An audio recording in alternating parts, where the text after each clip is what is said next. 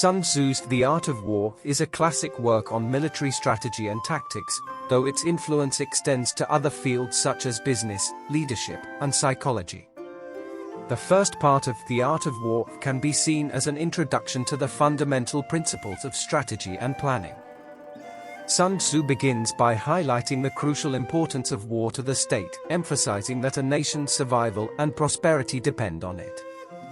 Therefore, war should not be undertaken recklessly, but as a result of careful planning and consideration. One of the most emphasized aspects in this section is the importance of knowledge, both of oneself and of the enemy. Sun Tzu argues that success in any conflict depends on knowing one's own capabilities and limitations, as well as those of the adversary. This idea is encapsulated in his famous maxim, "Know yourself and know your enemy, and in 100 battles you will never be in peril." This knowledge allows leaders to make informed decisions and adapt to the changing circumstances of the battlefield. Another key theme in this first part is the importance of flexibility and adaptability. Sun Tzu advises that a skilled leader should be like water, capable of adapting to any form and flowing in the most advantageous direction. This flexibility allows strategists to seize opportunities as they arise and react effectively to unexpected enemy movements. Sun Tzu also addresses the issue of morale and discipline. He argues that military success depends not only on numerical strength or armament but also on the spirit and cohesion of the troops.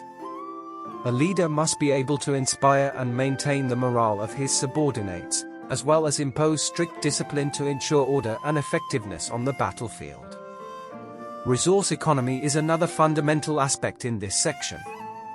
Sun Tzu warns of the dangers of a prolonged war, not only in terms of human costs but also in terms of financial and material resources. Therefore, he advocates for strategies that allow for achieving victory in the most efficient and rapid way possible. The first part of Sun Tzu's The Art of War can be interpreted as a detailed exposition on the fundamentals of strategy and planning. Although the work is not officially divided into 3 parts, for this discussion, we focus on the key themes that could constitute this first part, delving deeper into its teachings. 1. The gravity of war. Sun Tzu begins by underlining the seriousness of war. He sees it not just as a matter of life or death, but as the path to survival or annihilation. This sets the tone for the rest of the work, emphasizing the need for a careful and thoughtful approach. War should only be undertaken when absolutely necessary and with a clear purpose. 2. Planning and strategy. Sun Tzu highlights the importance of strategy and planning in war. He advises leaders to carefully consider and evaluate 5 fundamental factors before entering into conflict: morale, weather, terrain, command, and doctrine. These elements are crucial for understanding the environment in which the conflict will unfold and for preparing adequately for the challenges that may arise.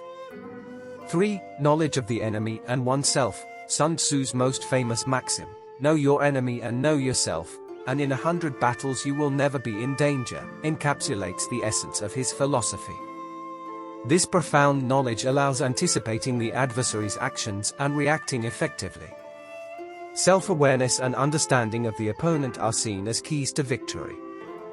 4. Flexibility and adaptability. Sun Tzu advises being like water, capable of adapting to any situation. In war, circumstances can change rapidly, and the ability to adapt to these new situations is vital. This implies always being prepared to modify plans and tactics in response to the enemy's actions and the changing conditions of the environment. 5. Morale and leadership. The morale of the troops and the quality of leadership are recurring themes. Sun Tzu argues that success largely depends on having strong leadership and a motivated, disciplined force.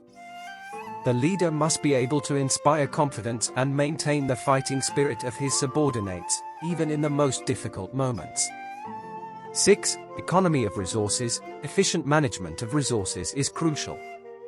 Sun Tzu warns about the dangers and costs of a prolonged war. He emphasizes the importance of strategies that allow achieving objectives quickly and efficiently, minimizing resource expenditure and avoiding wearing down one's own forces. 7. The importance of espionage. Although it is discussed more thoroughly in later chapters, Sun Tzu already introduces the idea that espionage and information are fundamental in war. Intelligence gathering allows for a deeper understanding of the enemy and the environment, being key to the planning and execution of successful strategies.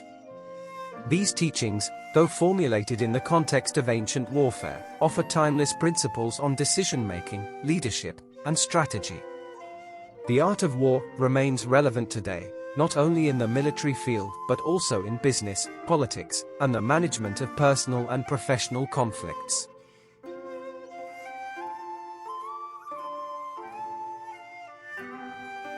Continuing the analysis of Sun Tzu's The Art of War, this hypothetical, second part of the book delves into more specific strategic and tactical concepts essential for managing conflicts and battles. These principles, though contextualized in war, have applications extending to areas such as business management, diplomacy, and general conflict resolution. 1. Preparation and opportunity. Sun Tzu emphasizes the importance of being well prepared for any eventuality on the battlefield. Preparation involves not only having a good understanding of the enemy and one's own army but also understanding the environment and being ready to seize opportunities. The ability to identify and act at the opportune moment is crucial. 2. Flexibility in tactics. Adaptability to changing situations during conflict is a recurring theme. Sun Tzu advises changing tactics and strategies fluidly in response to the enemy's actions. This tactical flexibility can disorient and surprise the adversary, creating significant advantages. 3. The use of deception. One of Sun Tzu's most famous teachings is the use of deception in war. He proposes that a commander should be able to deceive the enemy to gain a strategic advantage. This may involve simulating weakness when strong, or vice versa, and hiding true intentions and movements to confuse the adversary. 4. The importance of intelligence and information. Continuing with the theme of espionage and information gathering, Sun Tzu highlights the importance of having accurate and up-to-date data about the enemy and the environment.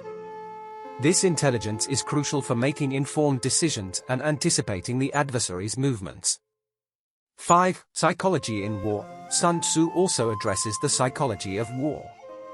Understanding the enemy's mind, their morale, fears, and hopes, is fundamental for manipulating and weakening their fighting capacity. He also emphasizes the importance of maintaining high morale among one's own troops. 6. Economy in war. Efficiency in resource use remains a key theme. Sun Tzu advises avoiding prolonged confrontations and seeking ways to win that are less costly in terms of resources and efforts. The ability to achieve victory with the least possible expenditure is a sign of a good strategist. 7. The valuation of victory. Sun Tzu underscores the importance of properly valuing what victory means. Winning by any means is not always desirable, especially if the cost is too high or if the victory results in negative long-term consequences. Delving deeper into the hypothetical, second part of The Art of War, we explore in more detail the tactics and strategies Sun Tzu proposes for effectively addressing conflicts, both in the military realm and in other contexts where strategy and decision-making are fundamental. 1. Meticulous preparation. Sun Tzu emphasizes the importance of thorough preparation before any confrontation. This preparation covers not only knowledge of the enemy and oneself but also a deep understanding of the environment, weather conditions, and the morale of one's own troops. Proper preparation also means taking into account available resources and planning how to use them most effectively and efficiently. 2. Adaptability and changing tactics. The ability to adapt to changing circumstances is a pillar in Sun Tzu's philosophy. He suggests that a skilled leader must be able to quickly and fluidly change tactics and strategies, effectively responding to the enemy's maneuvers. This adaptability also involves being able to improvise and use unconventional methods when the situation requires it. 3. The art of deception. Sun Tzu considers deception a crucial tool in war. He argues that deceiving the enemy about one's intentions and capabilities can lead to significant victories at a lower cost. This can include tactics like simulating retreats, hiding the true size and strength of one's forces, and using double agents to misinform the enemy. 4. The importance of intelligence and espionage. Information gathering and espionage are fundamental, according to Sun Tzu. Having detailed knowledge of the enemy, their movements, strengths, and weaknesses, allows for more effective strategy planning and preventing surprises. Sun Tzu advises investing in espionage and intelligence gathering as key tools for success. 5. Psychology and morale in war. Understanding the psychology of the enemy is vital. Sun Tzu suggests that understanding and exploiting the enemy's emotions, fears, and hopes can be as important as confronting their forces on the battlefield. Similarly, maintaining high morale among one's own troops is essential for ensuring their loyalty and effectiveness in combat. 6. Economy of forces and resources. Sun Tzu warns about the dangers and costs of prolonged conflicts. He proposes seeking ways to achieve objectives with the minimum expenditure of resources, both material and human. This includes strategies that allow for quick victories, avoiding the wear and tear of one's own forces. 7. The valuation and cost of victory. Evaluating what constitutes a true victory is a crucial aspect. Sun Tzu suggests that a victory can be hollow if achieved at an excessive cost or if it leads to negative long-term consequences. A wise leader must consider not only the battle itself but also the broader implications of victory and defeat. 8. The importance of the opportune moment. Sun Tzu speaks about the importance of acting at the right time, emphasizing that even the best strategy can fail if not implemented at the appropriate moment. Timing and seizing opportunities as they arise are key to the successful execution of any plan. These detailed and profound teachings offer guidance for strategic decision-making, not only in the military field but also in other areas where planning, adaptability, and careful analysis are essential. The Art of War remains a reference work today, demonstrating the timelessness of Sun Tzu's principles in the art of managing conflicts and leading with wisdom.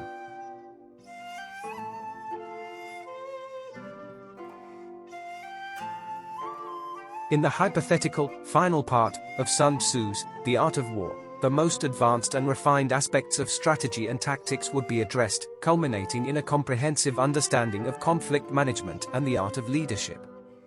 Although the book is not officially divided in this way, we can imagine that this section would consolidate and expand upon the principles discussed earlier, offering a deeper and more strategic insight. 1. Integration of strategy and tactics. In this part, Sun Tzu would likely emphasize the importance of integrating long-term strategies with short-term tactics. This integration is key to ensuring that each tactical action contributes to the broader strategic goal. In other words, each movement on the battlefield should be part of a larger plan, designed to achieve ultimate success. 2. Management of terrain and geography. The understanding and use of terrain would play a crucial role in this section. Sun Tzu might explore how terrain and geography affect tactics and strategies, and how a wise commander can use these elements to their advantage, either by forcing the enemy into unfavorable grounds or using the terrain to enhance the efficacy of their own troops. 3. Adaptability to different conflict situations. There would be a deep dive into the need to adapt to a variety of situations and types of conflicts. Sun Tzu might examine how different circumstances require different approaches and how an effective leader must be able to change their leadership style and strategic approach according to the situation. 4. Advanced use of deception and surprise. In this section, deception and surprise would be treated in a more advanced manner. Sun Tzu might explore sophisticated techniques of misinformation and deception, and how these can be used to disorient and weaken the enemy before a direct confrontation. 5. Consolidation of victory and post-conflict management. Managing the aftermath of a conflict would be a crucial topic. Sun Tzu could offer advice on how to consolidate a victory, ensure stability after a conflict, and prevent future uprisings or problems. This would include the importance of treating the defeated fairly and ensuring that peace and order are effectively restored. 6. Leadership and wisdom in decision-making. The importance of wise and reflective leadership would be emphasized. Sun Tzu would likely advise on how a leader should maintain calm, be capable of making decisions under pressure, and how the true art of leadership lies in the ability to guide others effectively and ethically. 7. Reflection on war and peace. Finally, this part might include reflections on the nature of war and peace. Sun Tzu might emphasize that war is not an end in itself, but a means to achieve a larger goal, often peace and stability. The ultimate goal of any conflict should be to restore harmony and prevent future wars.